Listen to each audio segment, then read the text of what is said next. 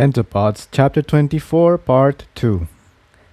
15 minutes later, Incendia was standing in the kitchen, all of the ingredients laid out before her, as well as a menagerie of pots and pans. She didn't recognize most of the food. Strange, lumpy brown roots. Green stalks of what looked like celery but had no rigidity. Strange fruits of all shapes and sizes. Some foods were familiar, however.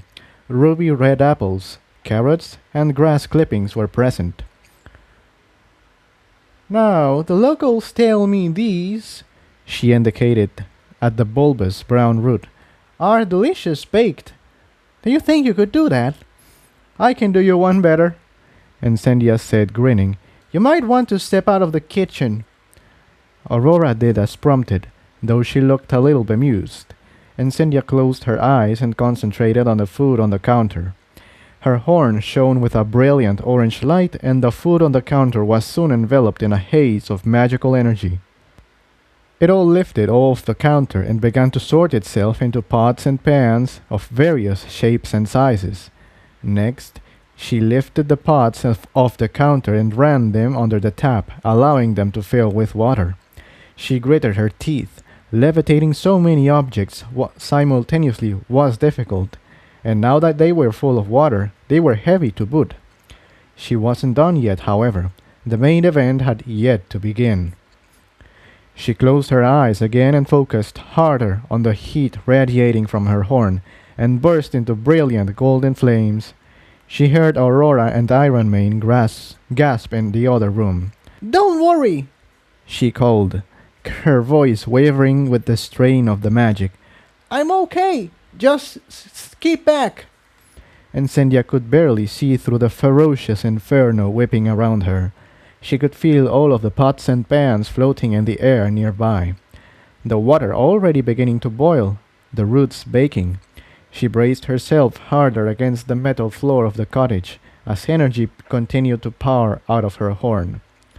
From the outside, all Iron Mane and Aurora could see was a swirling ball of fire, brighter and more intense than anything they had ever seen before. The heat was immense. When Incendia had first ignited, Aurora thought for a moment that her eyebrows must have been seared off. As they watched, however, the fireball began to swirl less and less rapidly. The individual pots and pans could be seen flying through the air, orbiting Incendia like planets to a sun, each encased in another deep red fireball of their own. Soon the fireball diminished until it was so small that Incendia's outline could be seen, an intensely blazing golden form standing on a red-hot metal floor. Eventually the flames ceased licking up her coat, and it cooled gradually from white-hot to dull red to black. Her mane seemed to burn longer, like a wildfire streaming out from her head and flank, until the wisps of flame coalesced into strands of coppery orange-red hair. For a long time her eyes lingered as pools of molten metal, but before long they too cooled, from blazing white to their normal orange. With a grunt of effort, Incendia set the pots and pans down on the stone countertop, all filled with perfectly cooked, steaming fruits and vegetables. "That was more difficult than I expected," Incendia said, panting slightly. Sweat trickled down her flank, not from heat, but from exertion. Iron Mane and Aurora stared at her for a long moment, long enough for Incendia to think that she had done something wrong. Then they began to whoop and holler, clopping their front hooves down on the metal floor. "That was incredible," Aurora said. "I wish I could do magic like that." "In all my years of working the forges, I'd never seen a pony that could work heat like that," Iron Mane said. "That was amazing." Incendia smiled. "Thank you. I've had plenty of opportunities to hone my skills."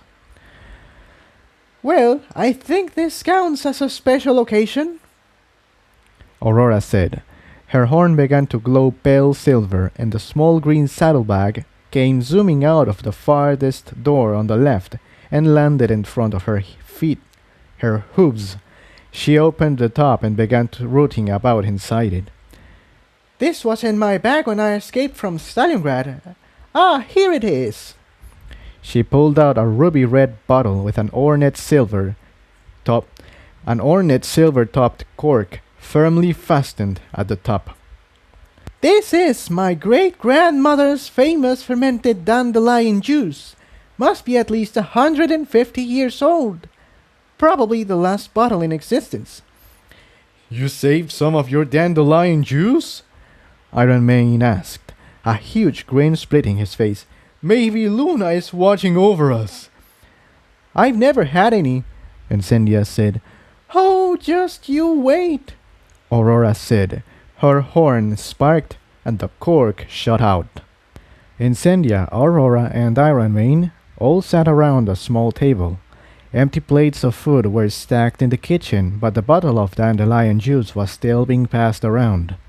Incendia had made a small fire in the center of the table, and its light and warmth warded off the cold of the outside air. That was delicious, Incendia, Aurora said. Thank you. It was my treat, Incendia replied. I haven't gotten the chance to do any magic for a few days anyway, and I was getting antsy. They chuckled. So, what did you two used to do back in the city? Incendia asked, taking a swig from her glass. I worked in the forges, if that wasn't obvious, Iron Man said, glancing towards his anvil cutie mark. A Pegasus working in the forges, Incendia mused. Unorthodox.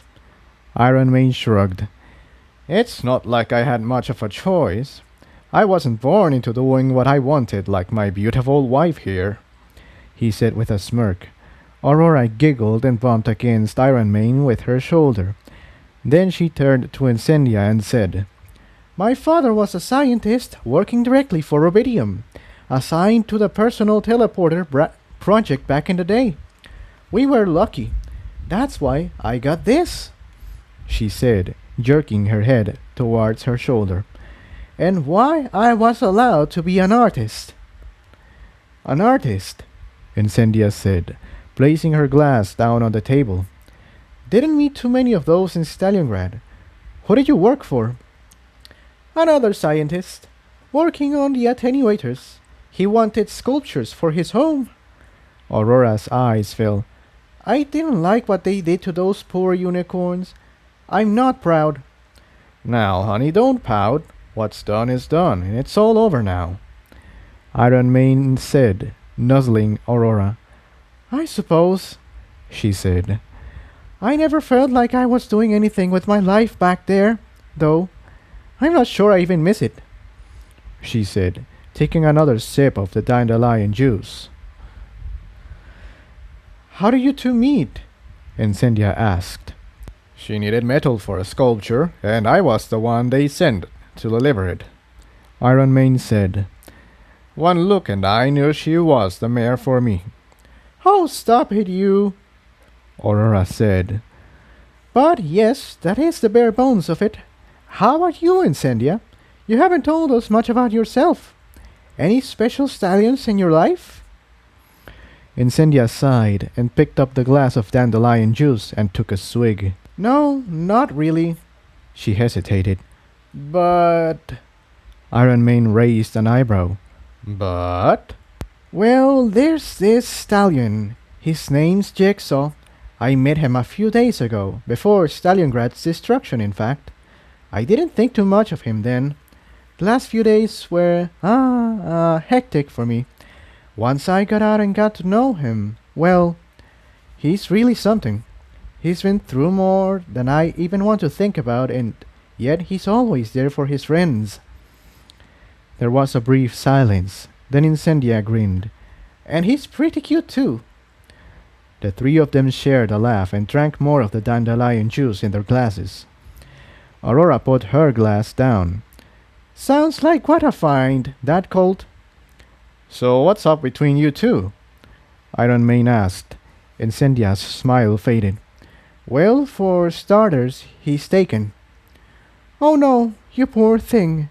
I'm so sorry, Aurora lamented. Incendia put on a slightly forced smile. It's fine, really. I don't even know him that well anyway. As I said, it's only been a few days. Plus, he has a mare that loves him, so if he's happy, I'm happy too. She, for the most part, believed her own words. Aurora considered Incendia's response for a moment. I'm glad, she said. Iron Mane nodded. Yeah, that's the spirit. Don't let it get you down. Incendia grinned. Thanks. I'll try. A quiet minute passed.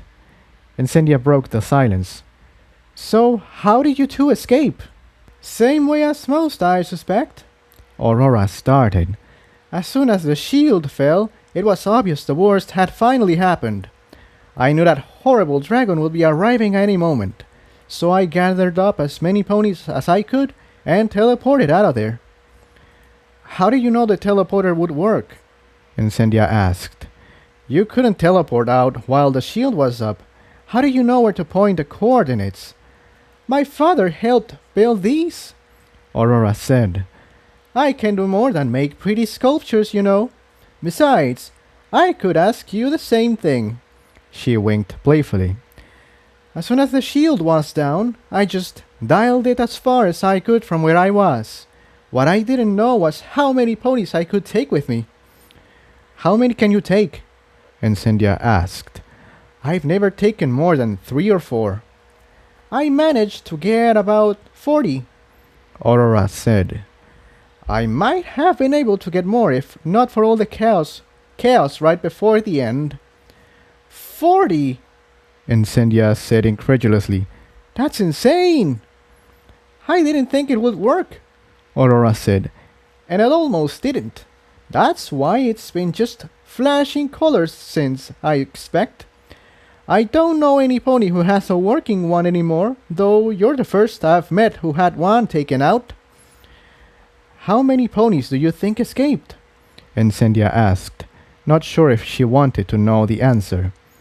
Oh, probably in the hundreds, Aurora said.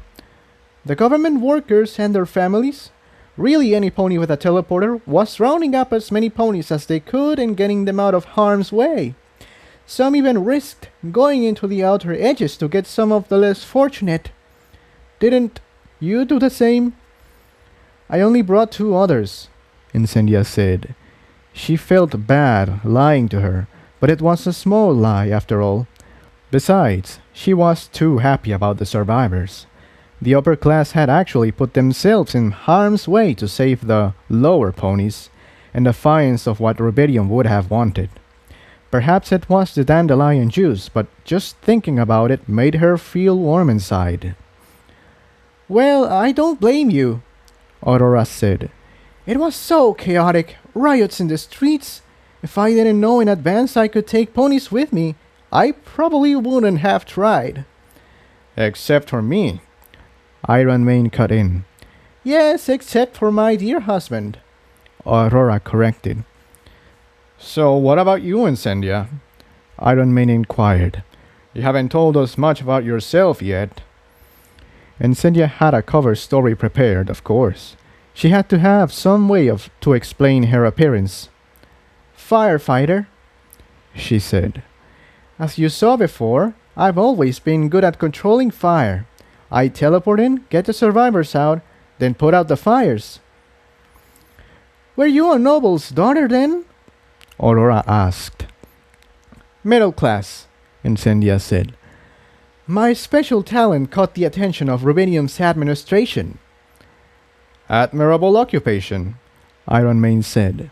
Spent a lot of time in the outer rings, didn't you? Naturally, Incendia said. Might have saved my life once or twice. You should have seen the conditions of the forge I had to work in when I was young. They actually used paper in the walls. Paper! Smart, Incendia said, giggling. Iron Mane shook his head. It's no wonder we had about 3 fires a day. They sat in silence, watching the fire flicker on the tabletop. The mood in the room seemed to shift, becoming more solemn. I do miss my workshop, Aurora said quietly. All my best pieces were there. I know what you mean, Iron Man said. All they have me doing here is forging maces and swords. They don't even tell me what it's for. I appreciate the hospitality, but I'm not sure I like the secrecy. They're gearing up for something big, I'm sure of it. Incendia's ears pricked up at this, but she said nothing. Outside, from one of the many street posts, 9 loud buzzes announced the time. I'm getting kind of sleepy there, Aurora said to Iron Man. I am too, he said. It was wonderful meeting you, Incendia, but I'm afraid we're going to have to close up shop for the day. That's okay, Incendia said. It's probably time for me to get going too. It was nice meeting you. Iron Man and Incendia stood up at the same time. Iron Man gave her a respectful nod and walked to the closest door on the left and entered it. Incendia's horn ignited, and the fire on the table was sucked into her horn. Are you coming to bed, Aurora? Iron Man called from the other room. In just a minute, I want to say goodbye to our guest. Aurora called back. She got rather unsteadily to her hooves. Thank you for having me, Incendia said, smiling. It was a very nice evening. Incendia, Aurora said with a sweet smile. I may not look it, but I've been around a while. I can't tell when some pony isn't being entirely truthful. Incendia's guard went up immediately. What do you mean? Now, it's not my place to pry, Aurora said. You've done right by me as far as I'm concerned. And every pony is entitled to their secrets, but I can tell you're hurting inside. And I'm going to guess the source was that stallion you mentioned earlier. If that was a lie, I'll eat my hooves. Incendia didn't make eye contact with Aurora, but she blushed intensely. Now, I know it's not my place to give relationship advice, but if you truly love some pony, I think it will work out no matter what the situation. I mean, look at me. I fell in love with a Pegasus from the poorest parts of the city. Do you really think I even thought it had a chance of working? Of course I didn't. But just look at us now. Maybe it's not exactly how we imagined it, but we have a roof over our heads. We're together, and we're safe. She walked over to Incendia and placed her head gently on her neck. Just remember, you're not alone. With that, Aurora turned and trotted towards the bedroom, the door closing behind her with a gentle click. Tears fell down Incendia's face, turning to steam before they reached the end of her snout. The trip home was uneventful. It was slightly drizzling. The mysterious light from the radio tower had diminished significantly in brightness, but spindly, trident-shaped streetlights had flared to life along the roads, casting the city streets in a somewhat eerie blue. She arrived home at roughly the same time as Tiptoe, who smiled at her when they met. Rough day? Tiptoe asked. You could say that, Incendia responded. They opened the door and walked in together. Incendia was surprised to find Jigsaw already in the house, sitting at the table, a grim look on his face. We need to talk,